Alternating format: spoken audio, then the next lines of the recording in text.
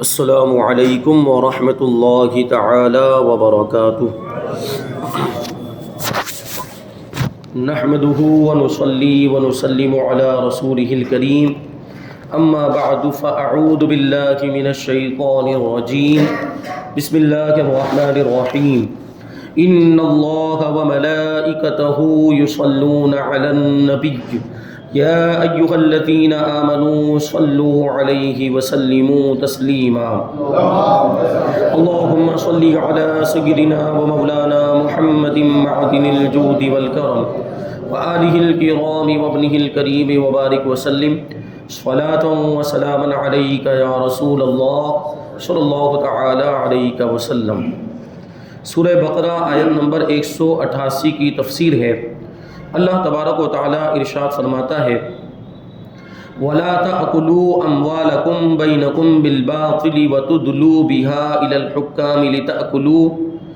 لِتَأْكُلُوا فَرِيقًا مِّنْ أَمْوَالِ النَّاسِ بِالْإِثْمِ وَأَنْتُمْ تَعْلَمُونَ۔ اور آپس میں ایک دوسرے کا مال ناحق نہ کھاؤ، اور نہ حاکموں کے پاس ان کا مقدمہ اس لیے پہنچاؤ کہ لوگوں کا کچھ مال ناجائز طور پر جان بوجھ کر کھا لو۔ تو یہاں پر یہ جو فرمایا جا رہا ہے کہ آپس میں ایک دوسرے کا مال ناحق نہ کھاؤ۔ ناحق کا معنی ہوتا ہے ناجائز طریقے پر اور غیر حلال طریقے پر۔ تو اس آیت میں باطل طور پر کسی کا مال کھانا حرام فرمایا گیا، خواہ وہ لوٹ کر ہو یا چھین کر، چوری سے یا جوئے سے، یا حرام تماشوں یا حرام کاموں یا حرام چیزوں کے بدلے یا رشوت یا جھوٹی گواہی سے، یہ سب ممنوع اور حرام ہے۔ یہ سب باطل طریقے سے مال کھانے میں شمار ہوگا۔ یعنی کوئی بھی ناجائز طریقہ ہو اور کسی بھی غیر حلال طریقے سے یا حرام طریقے سے مال حاصل کیا جائے اور پھر اس کا استعمال کیا جائے تو اس کو کہا جائے گا حرام طریقے سے، باطل طریقے سے، ناحق طریقے سے مال کو کھانا، چاہے اب وہ رشوت کے طور پر ہو یا کسی کے مال کو لوٹ کر کھا لیا جائے یا اس کا مال چھین لیا جائے یا جوئے تماشے وغیرہ کے ذریعے سے کسی بھی حرام ذریعے سے مال حاصل کیا گیا ہو، اس کو ناجائز اور ناحق طریقے پر کھانا کہا جائے گا، اور اس سے اس آیت کریمہ میں منع فرمایا گیا۔ تو اس سے معلوم ہوا کہ ناجائز فائدے کے لیے کسی پر مقدمہ بنانا اور اس کو حکام تک لے جانا یہ ناجائز و حرام ہے۔ کبھی ایسا بھی ہوتا ہے کہ آدمی بے قصور ہوتا ہے، بے گناہ ہوتا ہے، پھر بھی اس کو پھنسا دیا جاتا ہے اور اس کے اوپر مقدمہ کر دیا جاتا ہے، اور پھر وہ بیچارہ کورٹ کے چکر کاٹنے لگ جاتا ہے۔ وہ بے قصور ہوتا ہے، اس کا کوئی گناہ نہیں ہوتا، صرف اس کو پھنسانے کے لیے اور اس کو تکلیف میں مبتلا کرنے کے لیے یہ بات کی جاتی ہے، اور اس کو تکلیف پہنچانے کے لیے اس پر جھوٹا مقدمہ کر دیا جاتا ہے۔ تو یہ کرنا بھی ناجائز ہے، اور اس کو ظاہر سی بات ہے جب اس پر مقدمہ کر دیا جائے گا تو کورٹ کچہری کے چکر کاٹنے لگ جائے گا اور اس کو اس کی وجہ سے سخت تکلیف کا سامنا ہوگا۔ ایسا کرنا ہرگز جائز نہیں ہے۔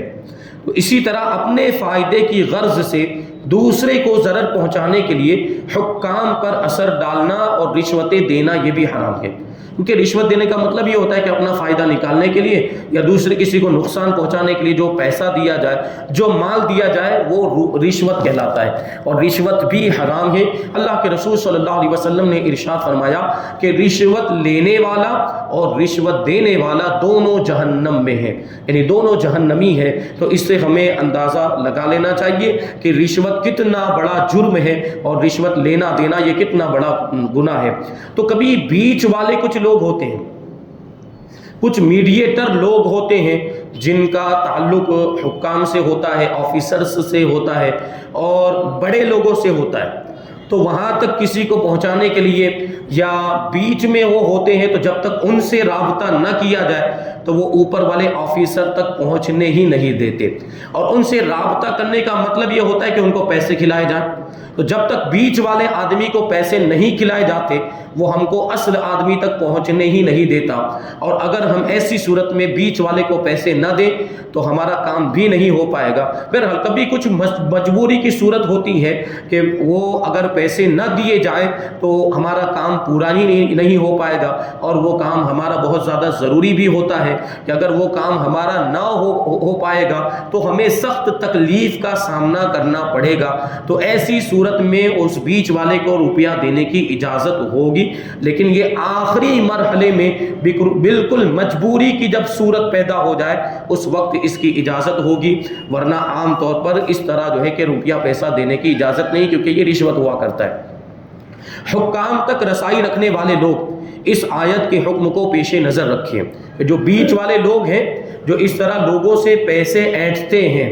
اور رشوت لیا کرتے ہیں، ان کو اس آیت کریمہ سے عبرت حاصل کرنی چاہیے، سبق حاصل کرنا چاہیے کہ وہ جو پیسہ لیتے ہیں وہ حرام ہے، ان کے لیے جائز نہیں۔ بہرحال عام طور پر تو یہ جو لوگ ہوتے ہیں وہ غیر مسلم ہوتے ہیں، اور ظاہر سی بات شریعت سے ان کا کوئی تعلق ہی نہیں، اسلام سے ان کا کوئی تعلق ہی نہیں، اور ان کو حکم بھی بتایا نہیں جا سکتا کہ شریعت کا یہ حکم ہے۔ وہ تو کہیں گے کہ ہم تو غیر مسلم ہیں، ہمیں کیا اسلام کا حکم بتاتے ہو، شریعت کا حکم بتاتے ہو۔ تو بہرحال یہ جو حکم ہے یہ مسلمانوں کے لیے ہے، جو اسلام کے ماننے والے ہیں، ایمان والے، ان کے لیے۔ تو اگر کوئی مسلمان معاذ اللہ ایسا کرتا ہو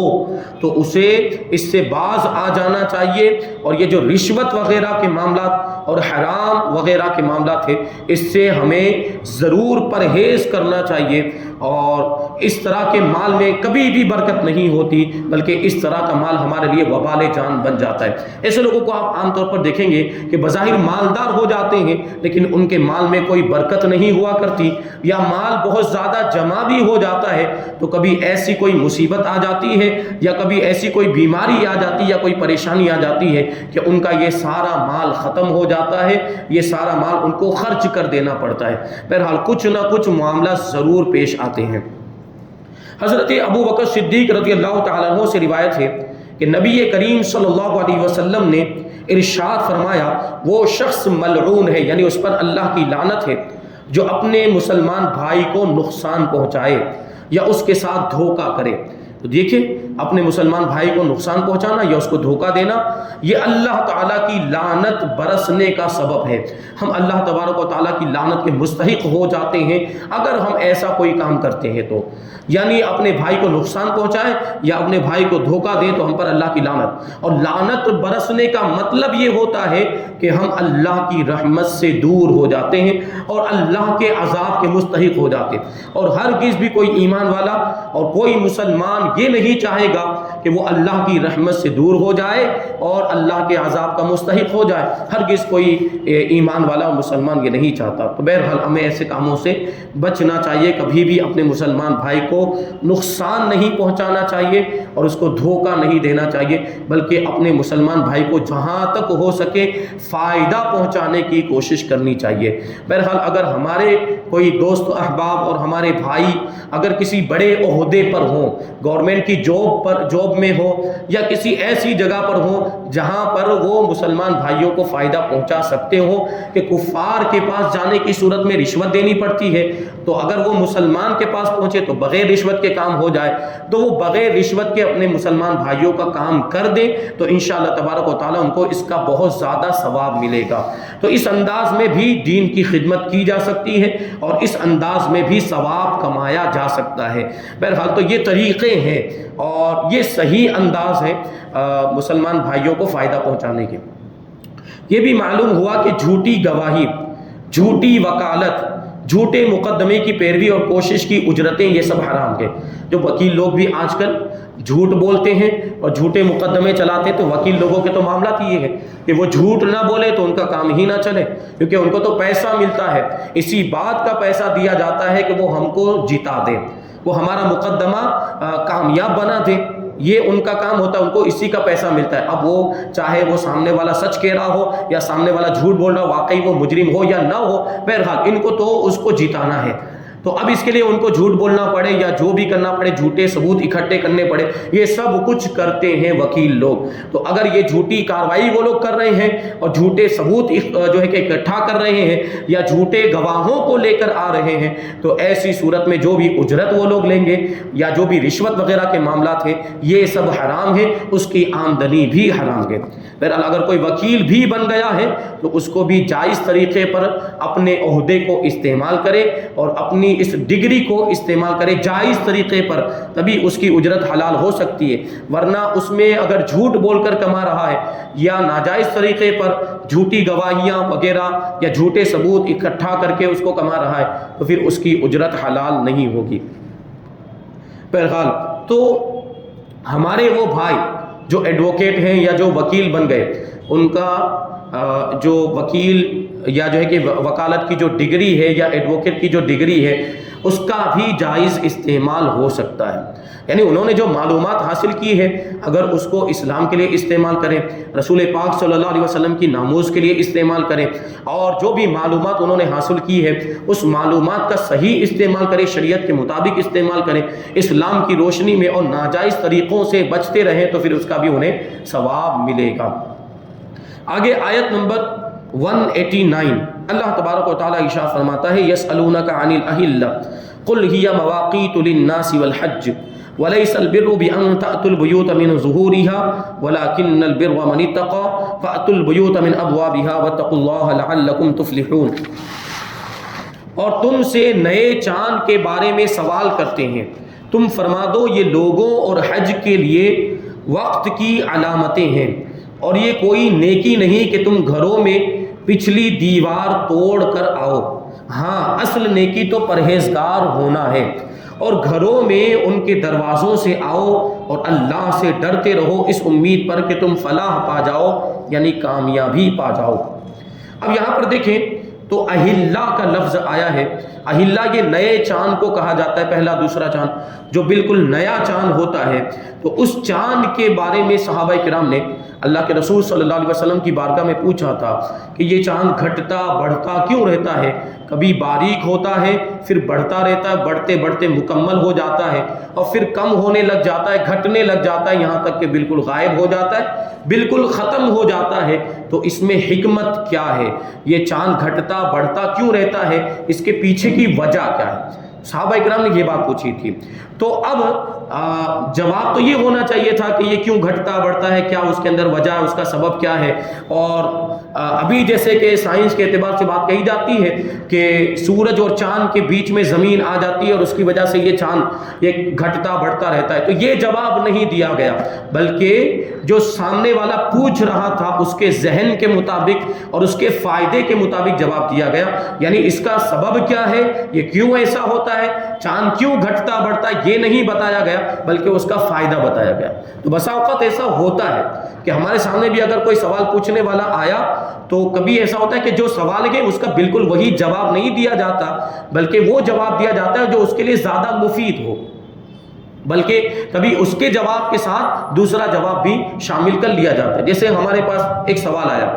کہ ہم مسجد کے گھر میں رہتے ہیں اور اب ہمارے والد صاحب کا انتقال ہو گیا اور ہمارے والد صاحب 20 سال سے تقریباً اس گھر میں رہتے تھے، اب ہم 3 بھائی ہیں یا 4 بھائی ہیں، 2 بہنیں ہیں، تو وہ گھر ہمارے درمیان کیسے تقسیم ہوگا؟ یہ ان لوگوں نے سوال پوچھا۔ تو اب آپ کے ذہن میں بات آ رہی ہوگی کہ مسجد کا گھر ہے وہ، اس میں وہ کرائے کے طور پر رہتے تھے، تو اس میں وراثت کی بات کہاں سے آتی ہے؟ وہ تو اس میں تو وراثت جاری ہی نہیں ہوگی۔ اب اس میں کیا لکھا تھا کہ مسجد کا گھر جو پہلے پرانا تھا تو ہم نے پھر اس میں ریپیئرنگ کا کام کروایا، اس میں یہ بنوایا، اس میں وہ بنوایا، تو اس اعتبار سے اس میں ہمارا حق ہو گیا۔ یہ بات وہ لوگ کہنے لگ گئے۔ تو اب ظاہر سی بات ہے کہ خالی ہم اتنا جواب دے دیتے کہ بھائی یہ تو مسجد کا گھر ہے، اس میں وراثت جاری نہیں ہوگی، اس میں آپ وارث بنتے ہی نہیں ہیں، یہ صرف جواب دے دیتے تو کام نہیں بن پاتا۔ تو ضروری تھا کہ اس میں اور کچھ مزید باتیں بھی شامل کی جائے جس کے ذریعے سے ان کے ذہن میں یہ بات بیٹھ جائے کہ وہ جو یہ سمجھ رہے ہیں کہ اس میں ہمارا حق ہو گیا ہے، تو ان کو یہ بات سمجھ میں آ جائے کہ ان کا کوئی بھی حق نہیں ہے، کیونکہ وقف کی پراپرٹی کا کوئی بھی مالک نہیں ہوتا، چاہے پھر ہزاروں سال تک اس میں کیوں نہ رہے، وہ اس کا مالک نہیں بنتا۔ گورنمنٹ اور حکومت کا کوئی بھی قانون ہو، اگر وہ شریعت کے خلاف ہے تو اس پر عمل کرنا جائز نہیں ہے۔ اور گورنمنٹ کا کوئی قانون اگر ایسا ہے کہ اتنے سالوں تک اگر کوئی کرایہ دار کسی کے مکان میں رہتا ہے تو اس میں مالکانہ تصرف کرنے لگ جاتا ہے وہ، اور اپنے آپ کو اس کا مالک سمجھنے لگ جاتا ہے، اور پھر اب خالی کروانا ہو اس کو تو اس کو پیسے دینے پڑتے ہیں، تو یہ بات ذہن میں رہے کہ اس انداز کے جو معاملات ہوتے ہیں وہ ناجائز و حرام ہیں۔ اور اس طرح کے جو پیسے اگر مسلمان ہیں اور وہ حاصل کرے گا، وقف کی پراپرٹی سے حاصل کرے یا کسی کے ذاتی مکان میں وہ رہتا تھا اور اس کے پاس سے وہ اس طرح کے پیسے حاصل کرے گا، تو یہ ناجائز و حرام ہے، وہ پیسے اس کے لیے جائز ہی نہیں ہے، حلال ہی نہیں ہے، ان پیسوں کا استعمال وہ کر ہی نہیں سکتا۔ لے لیے جاتے ہیں جیسے 5 لاکھ روپے خالی کروانے کے لیے، 10 لاکھ روپے خالی کروانے کے لیے، یہ حرام ہے۔ یعنی کس چیز کے پیسے لے رہا ہے وہ؟ مکان کا تو وہ مالک ہے نہیں، تو پھر پیسے کس چیز کے لے رہا ہے وہ؟ تو یہ پیسے بلا عوض ہیں، اس کے بدلے میں کچھ بھی نہیں ہے، یہ ظلمن لیے جاتے ہیں، یہ عام انسان سے لیے جائیں تو بہت بڑا گناہ ہے، اور وقف کی پراپرٹی میں اگر اس طرح کا مطالبہ کر رہے ہیں تو یہ اور بڑا گناہ ہے، کیونکہ وقف کی جتنی بھی جائیداد یہ کسی انسان کی ملکیت نہیں ہوا کرتی، بلکہ یہ اللہ تعالیٰ کی ملکیت ہوا کرتی ہے۔ تو اب اسے سوچنا چاہیے، جو پیسے لینے والا جو پیسے کا مطالبہ کر رہا ہے وہ یہ سوچے کہ میں کس کی ملکیت سے پیسے کا مطالبہ کر رہا ہوں، اور میں نے کس کی ملکیت پر ناجائز قبضہ کیا ہوا ہے، اور اس کے انجام کے بارے میں سوچیں کہ جب عام انسان کا مال غصب کر لیا جائے اور عام انسان کی زمین غصب کر لی جائے تو قیامت کے دن اس کا عذاب یہ ہوگا کہ 7 زمین تک اس زمین کا اتنا حصہ جتنے حصے پر اس نے قبضہ کیا ہوگا وہ 7 زمینوں تک نکالا جائے گا، اور اس کے گلے کا طوق بنا کر اس کے گلے میں ہار بنا کر ڈال دیا جائے گا۔ اب سوچیں کیا وہ اس کا بوجھ برداشت کر سکے گا؟ ہرگز نہیں برداشت کر سکے گا۔ اور ایک روایت میں تو یہ ہے کہ جتنے حصے کو اس نے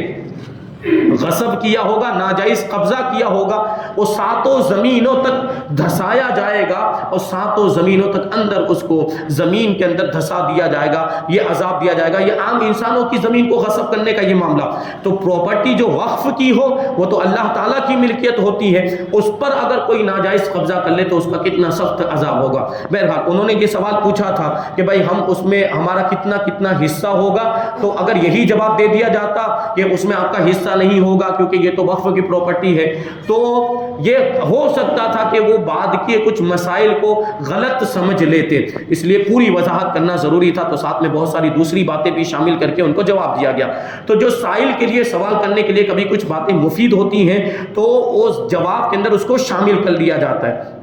تو یہاں پر بھی ایسے ہی ہوا۔ سوال کیا گیا تھا چاند کے گھٹنے بڑھنے کے بارے میں، تو فرماتے ہیں کہ یہ آیت حضرت معاذ ابن جبل رضی اللہ تعالیٰ عنہ اور ایک دوسرے صحابی رضی اللہ تعالیٰ عنہ کے بارے میں ان کے جواب میں نازل ہوئی۔ ان دونوں نے نبی کریم صلی اللہ علیہ وسلم سے چاند کے گھٹنے بڑھنے کے بارے میں سوال کیا،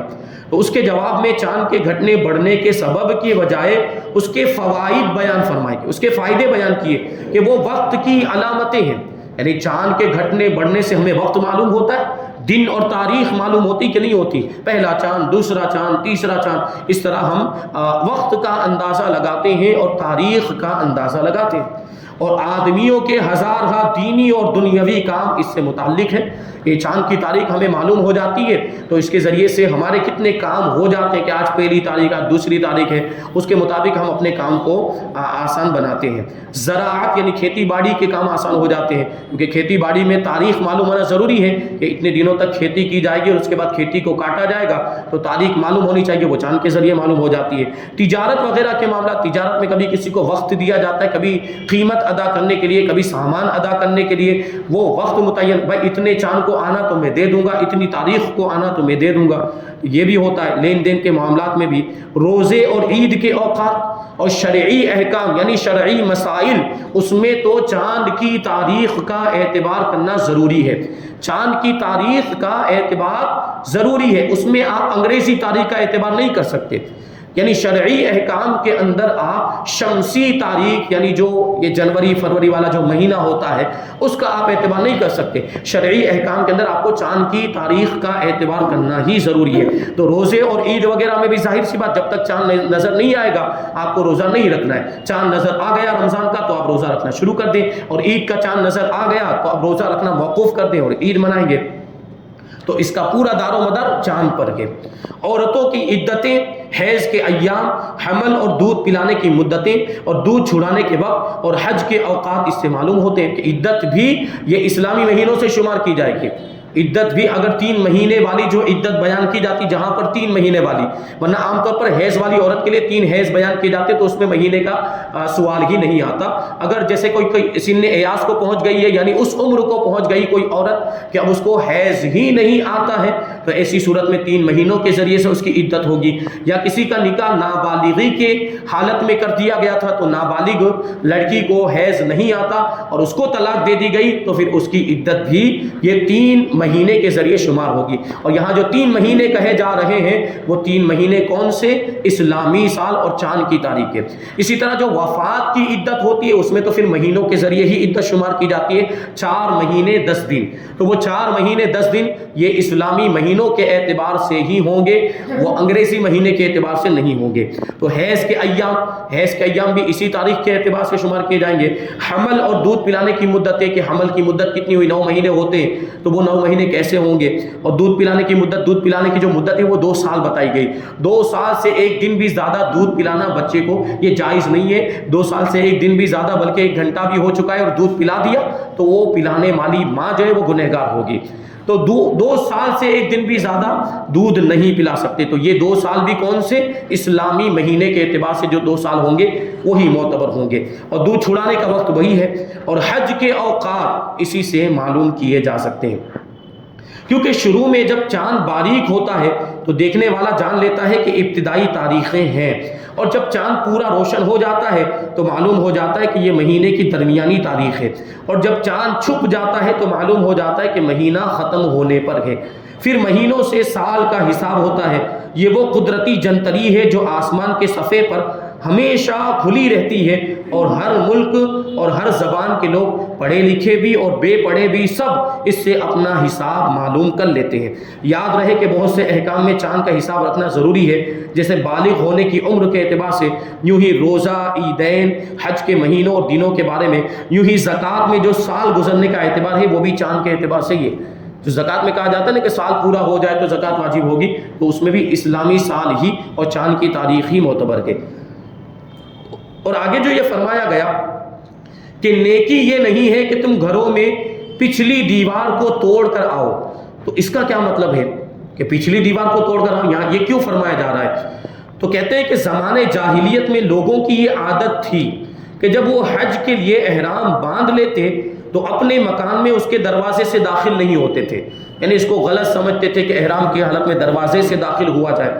تو وہ کیا کرتے تھے, اگر ضرورت ہوتی تو پچھلی دیوار کو توڑ کر گھر میں داخل ہوتے تھے اور اس کو نیکی کا کام سمجھتے تھے. حالانکہ یہ بڑی بے وقوفی اور بڑی جاہلیت, جب دروازہ موجود ہے تو پچھلی دیوار توڑنے کی کیا ضرورت, دروازے میں سے آئے. اور ظاہر سی بات شریعت میں تو ایسا کوئی حکم موجود نہیں ہے کہ احرام کی حالت میں آپ دروازے میں سے داخل نہیں ہو سکتے, یہ جاہلیت والی بات تھی. تو اس پر یہ آیت کریمہ نازل ہوئی کہ یہ کوئی نیکی نہیں ہے کہ تم گھروں کے پیچھے سے آؤ, اصل نیکی تو تقویٰ اور پرہیزگاری ہے, خدا کا خوف ہے اور احکام الہی کی پابندی کرنا ہے اور اس کی اطاعت کرنا ہے. اس سے معلوم ہوا کہ کسی چیز کو بغیر ممانعت کے ناجائز سمجھ لینا یہ جاہلوں کا کام ہے. یعنی شریعت کے اندر کوئی ممانعت نہیں آئی پھر بھی اس کو ناجائز سمجھ لیا, اس کو ممنوع سمجھ لیا, تو یہ درست نہیں ہے, یہ جاہلوں کا طریقہ ہے. اپنی طرف سے غلط قسم کی رسمیں اور پابندیاں لگا لینا جائز نہیں. بہت سے کام ویسے جائز ہوتے ہیں لیکن اپنی طرف سے شرعاً ضروری سمجھ لینے سے وہ ناجائز ہو جاتے ہیں. جیسے مسلمان فوت